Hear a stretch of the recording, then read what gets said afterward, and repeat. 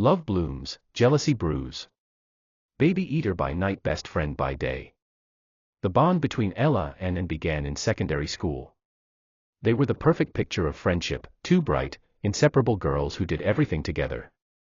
They studied together, shared secrets, clothes, dreams, and even heartbreaks. Where Ella was calm and soft-spoken, and was bold and witty. People often joked that they were sisters separated by fate. If you see Ella, you'll surely find Anne beside her. Their friendship survived every test, until university came. In their second year at the University of Lagos, the campus buzzed with news of a new student, Emeka, the wealthy transfer student from abroad. Tall, charming, with a smile that could melt even the hardest heart, Emeka instantly became the most talked-about person on campus. The day he walked into their faculty cafeteria, both Ella and Anne froze mid-conversation. He was dressed simply in jeans and a white shirt, but his presence commanded attention. That evening, when they returned to their hostel, neither could stop talking about him. "Anne, did you see his eyes?" Ella giggled. And rolled her eyes playfully. "My dear, if I marry that one, I'll never trek to class again in this life."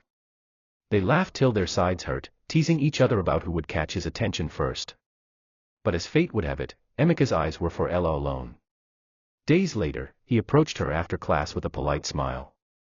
"I've been meaning to talk to you," he said. "You're different." Ella blushed. Anne, watching from afar, smiled on the outside, but something twisted painfully inside her. Emeka and Ella soon became inseparable. They walked hand in hand across campus, ate together in the cafeteria, and attended church programs as a couple. Everyone admired their love story. But behind closed doors, Anne's heart darkened. She stopped sleeping well. Whenever she saw them together, laughter in their eyes, her stomach burned with jealousy. "Why her?" she whispered to her mirror one night. "Am I not beautiful enough? Not good enough?" The friendship that once filled her with joy now filled her with bitterness. She masked it well, always smiling, always supportive, but inside, her envy was growing roots. Years passed. Ella and Emeka's relationship blossomed into marriage. Their wedding was grand and beautiful, and was even the chief bridesmaid. She smiled through the ceremony, but each "I do" felt like a dagger to her chest. Months after the wedding, the couple began trying for children. But tragedy struck. Ella suffered a miscarriage. Then another. And another.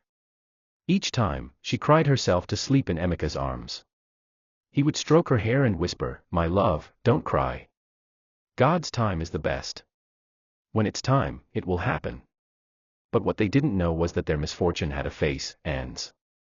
By day, Anne was the comforting friend, the one who rushed to the hospital, cooked for Ella, and wiped her tears. By night, she visited a native doctor, offering money and items to ensure Ella never carried a child to term. "I want her womb closed," she said coldly one night. "Let her feel what it's like to lose." The old man laughed. "You are dangerous, daughter. But the spirits will obey."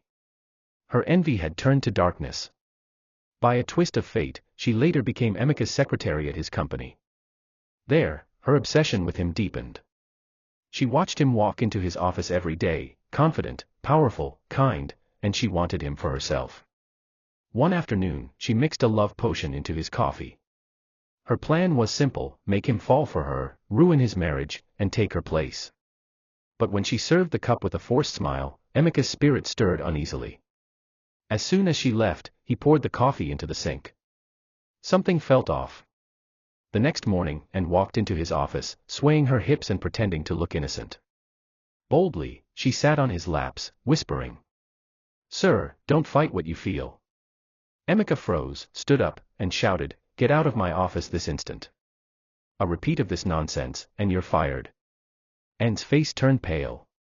She stormed out, humiliated and burning with rage. That evening, Emeka came home visibly disturbed. "Ella," he said quietly, "we need to start praying seriously. I feel something evil is around us. There's more to our pain than we can see." They started praying every night, asking God to reveal the hidden hand behind their sorrow. One morning, while scrolling online, Ella came across a live-streamed prayer program, NSPPD led by Pastor Jerry Ease. Something in her heart told her to join. She began waking up early to pray, dragging Emeka to join her before work. A month later, Ella discovered she was pregnant again. Tears filled her eyes as she knelt beside the bed, thanking God. During one of the morning prayer sessions, Pastor Jerry suddenly declared, "There is a woman watching with her husband. You just conceived after many miscarriages, but hear me, this one will stay. The evildoer will be exposed today. The Lord will give you double for your loss." Ella's hands trembled. She looked at Emeka, who was already staring at her in shock. Could it be them?